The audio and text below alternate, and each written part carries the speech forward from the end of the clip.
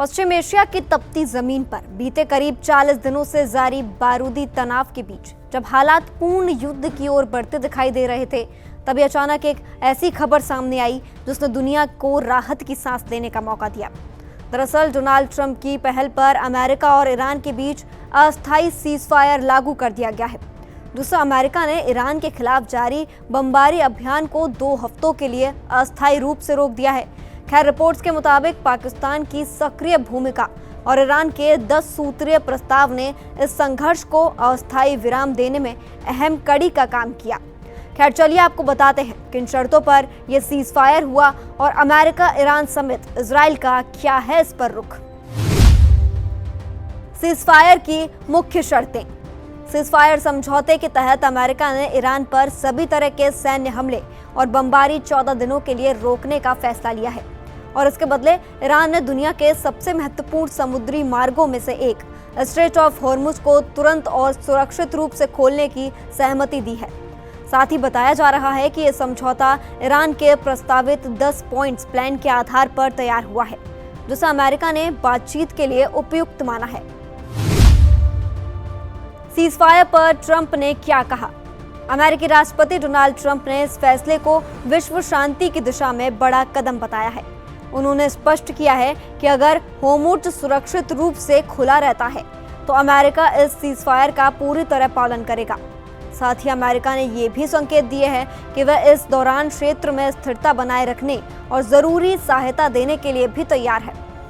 इसके साथ ही युद्ध विराम का ऐलान करते हुए ट्रंप ने सोशल मीडिया पर लिखा, पाकिस्तान के प्रधानमंत्री शहबाज शरीफ और फील्ड मार्शल असीम मुनीर से बातचीत के बाद मैंने ईरान पर हमलों को 2 सप्ताह के लिए रोकने का फैसला किया है। ईरान ने स्ट्रेट ऑफ हॉर्मुज को पूरी तरह खोलने पर सहमति जताई है।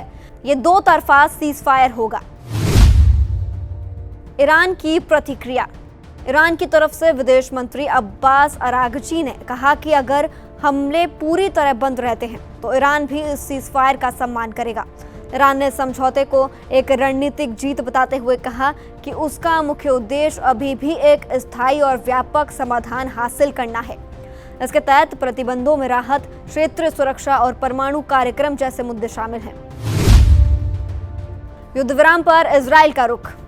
वहीं इजराइल ने सीजफायर से खुद को पूरी तरह अलग बताया है। प्रधानमंत्री बेंजामिन नेतन्याहू के कार्यकाल ने साफ किया है कि यह समझौता लेबनान और हिजबुल्लाह के खिलाफ चल रहे ऑपरेशनों पर लागू नहीं होगा। इसका मतलब यह है कि क्षेत्र में तनाव पूरी तरह खत्म नहीं हुआ है और कुछ मोर्चों पर हालात अभी भी संवेदनशील बने हुए हैं। आगे की रणनीति क्या है? अब अगला कदम 10 अप्रैल को उठाया जाएगा, जब पाकिस्तान की राजधानी इस्लामाबाद में दोनों पक्षों के बीच आमने सामने बातचीत होगी। इन वार्ताओं में स्थायी शांति समझौते, परमाणु मुद्दों, प्रतिबंधों और क्षेत्रीय सुरक्षा जैसे अहम विषयों पर चर्चा की जाएगी। 2 हफ्तों का यह सीजफायर फिलहाल राहत जरूर लेकर आया है, लेकिन इसे अंतिम समाधान नहीं माना जा सकता।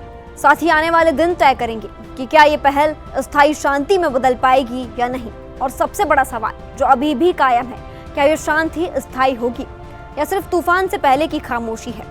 खैर, इस पर आपकी क्या राय है, हमें कमेंट्स बॉक्स में जरूर बताएं। और इस खबर में इतना ही। ऐसी ही तमाम जानकारी भरी खबरों के लिए देखते रहें सूर्य समाचार का डिजिटल प्लेटफॉर्म।